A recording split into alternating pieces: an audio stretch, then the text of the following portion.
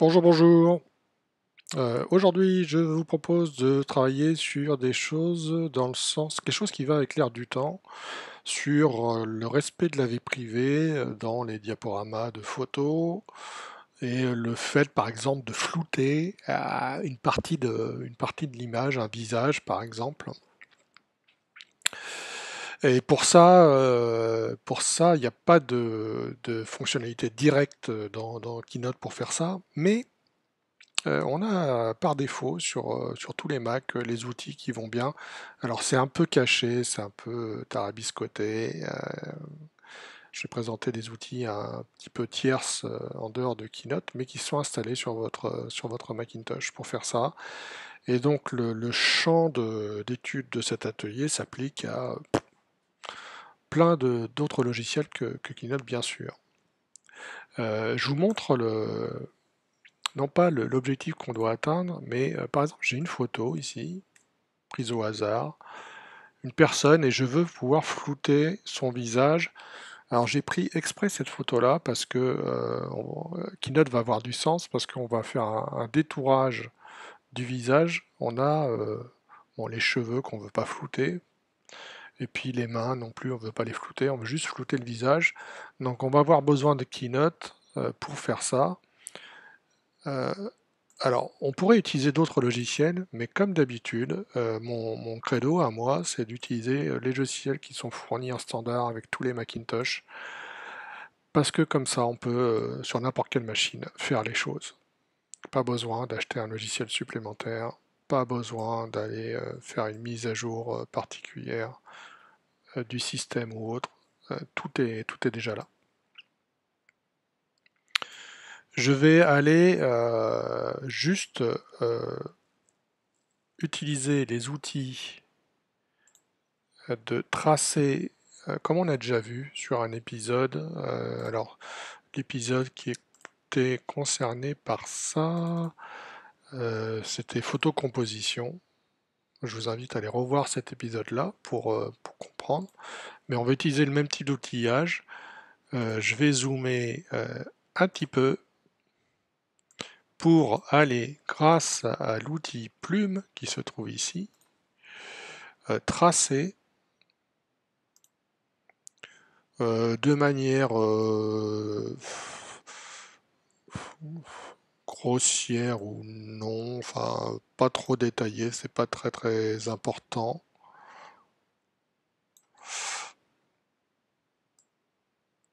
Ici comme ça, juste le visage de la personne. Hop, un peu autour de la main. Et c'est là où on a besoin de Keynote. Alors, il y a des choses qui sont possibles avec l'application Aperçu. Mais c'est pour moi, je trouve ça beaucoup moins pratique et précis. Et donc là, on trace le contour du visage pour pouvoir faire la chose suivante, parce que c'est ça qui m'intéresse. Je prends la figure, je prends la photographie, je dézoome avec la touche majuscule, je sélectionne la photo, donc j'ai les deux objets sélectionnés, la photographie et le visage. Et dans le menu Images, je vais pouvoir masquer avec une sélection, sous-entendu la figure, la forme que j'ai dessinée précédemment, pour pouvoir n'avoir que le visage avec la forme que j'ai définie. Et cet objet-là, je vais le prendre, faire un copier, et aller le mettre, le transformer en véritable image avec l'application Aperçu. Parce que si je fais un coller dans Keynote, ça reste un objet Keynote. Si je le colle dans un autre logiciel comme Aperçu avec créer à partir du presse-papier, parce que j'ai fait un copier, voici mon image, et je vais enregistrer cette image-là au format image PNG, couche alpha, transparente. Et c'est vraiment en fait une image séparée maintenant, hein. Plus rien à voir avec Keynote. On va, on va réutiliser ça un peu plus tard, mais. Et l'idée, c'est de flouter cette image-là. Alors comment on fait ça? Alors c'est un petit peu, il y a plusieurs concepts à voir. Je vais ouvrir un petit peu le débat. Je vais faire une parenthèse déjà sur les technologies embarquées dans le système d'exploitation du Mac. Il y a ce qui s'appelle les filtres Quartz. Alors Quartz, c'est une couche de programmation orientée graphique dans les Mac. Il permet plein d'effets divers et variés. On retrouve cet effet-là de manipulation des images au sens large, parce que il y a un truc qu'on connaît assez bien et qu'on utilise des fois dans le monde Apple, c'est quand on fait, pour voir où se trouve le terme, quand je fais hop, hop, fichier exporter au format PDF, afficher les détails, non, c'est pas ici, c'est fichier exporter, parce que exporter au format PDF c'est plus général. Au format PDF ici, couche alpha, ici on a la sélection du filtre Quartz. Et le filtre Quartz, en fait, on a plusieurs possibilités. On a la possibilité d'avoir en ton bleu, etc. C'est de la manipulation, ce sont des algorithmes de modification des images. Et souvent, en fait, on utilise ce filtre-là, Reduce File Size, qui permet de transformer, d'analyser le PDF et de changer sa résolution pour réduire la taille du fichier. Bon, ça, c'est une astuce que vous pouvez utiliser si vous ne la connaissez pas. Si un jour vous avez un PDF de grosse taille et que vous voulez en diminuer la taille, vous pouvez utiliser ce filtre-là, Quartz.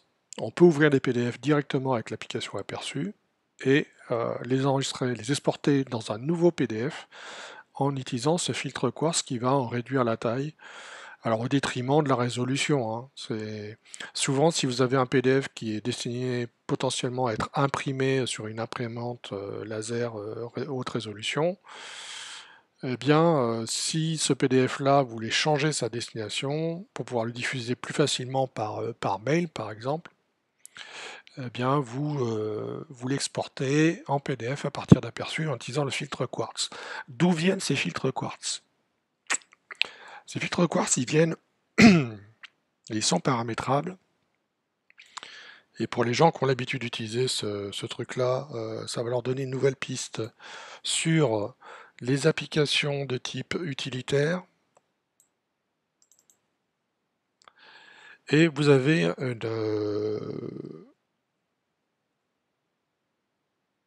une application utilitaire qui s'appelle Color 5. Alors à quoi ça sert ce truc-là? Eh bien ça sert à aller créer des profils d'affichage. Bon, les gens qui sont du domaine de la photo, la vidéo, pour calibrer leur périphérique et plein d'autres choses. Il y a même une calculette dédiée avec certains espaces de colorimétrie, voilà.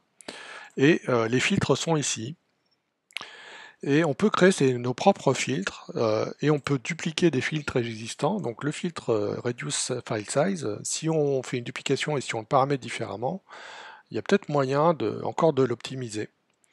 Mais si j'ajoute un nouveau filtre Quartz, que je vais l'appeler filtre JMD, et puis je vais lui mettre dedans, il est vide par défaut, je vais lui mettre en fait un composant de filtre, et par exemple, bon, bah, il y a tout un tas de choses.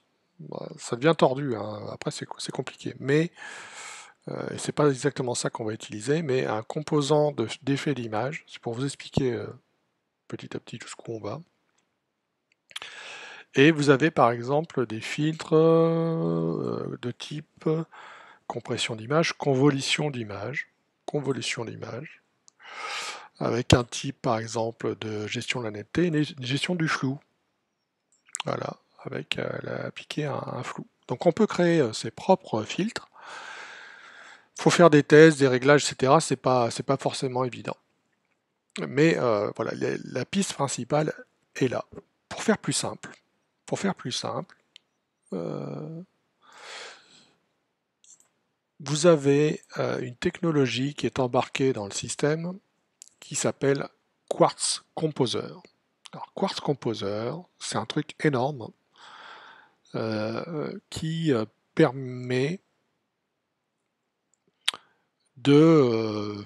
alors là, c'est vraiment énorme, hein, parce qu'il y a un outil de développement spécial qui s'appelle Quartz Composer d'ailleurs, qui permet de prendre des éléments graphiques ou non, même sonores, etc., qui permet d'aller manipuler des propriétés d'objets multimédia au sens large. Et vous avez dans l'application musique iTunes, par exemple, vous avez les effets d'animation en temps réel sur le tempo ou les fréquences des morceaux de musique que vous diffusez, les effets, euh, les effets vidéo dans iTunes, l'application musique maintenant, sont faits avec Quartz, la technologie Quartz et Quartz Composer. Alors, l'outil le plus facile d'accès sans avoir installé quoi que ce soit, et plus facile d'accès, euh, c'est pas très compliqué, mais ça reste un outil là aussi complètement énorme.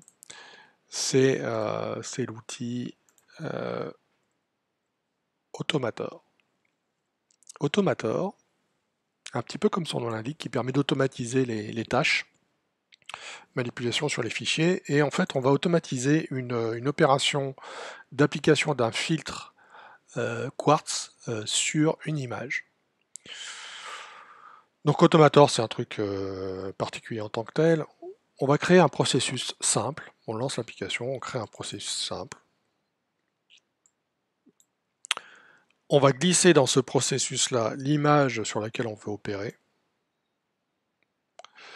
Donc ça fait une action d'obtention d'un élément de Finder indiqué. Ça peut être plusieurs images ici.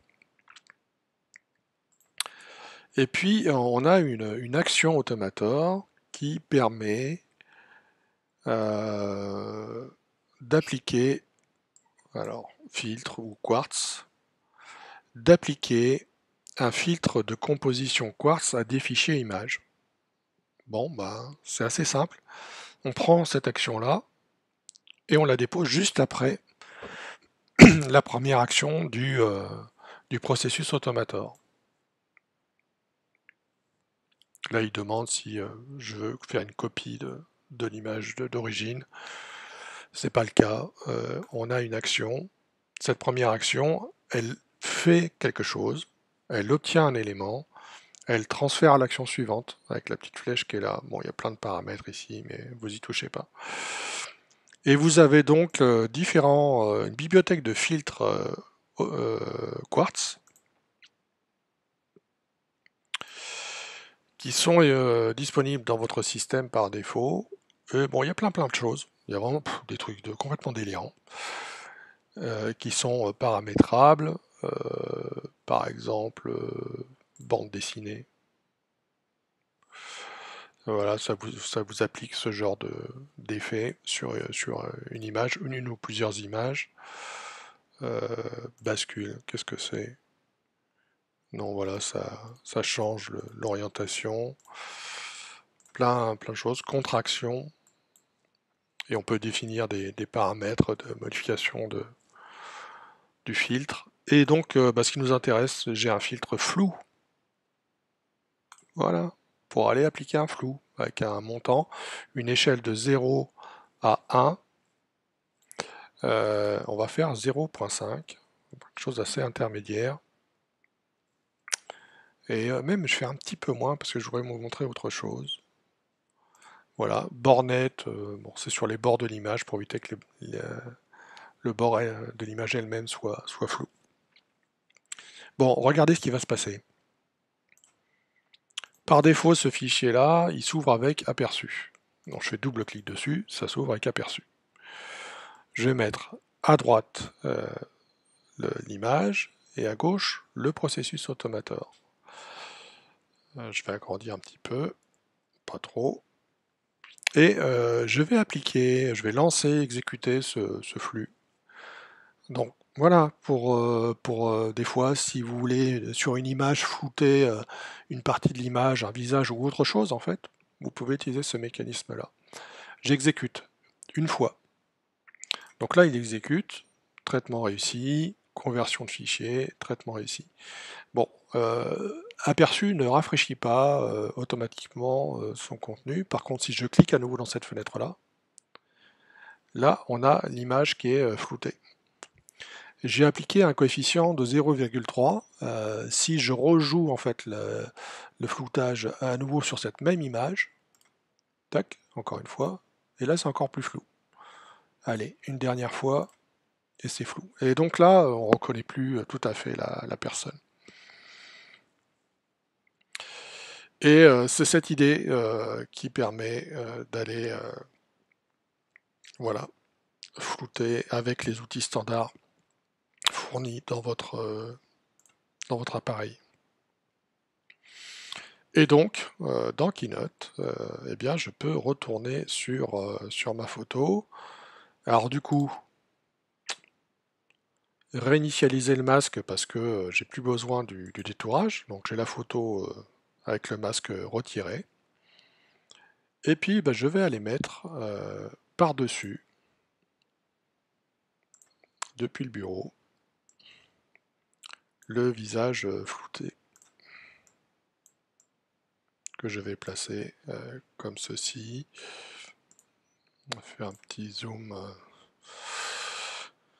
C'est pas très important, mais voilà, ce petit souci de perfection, comme ceci. Voilà.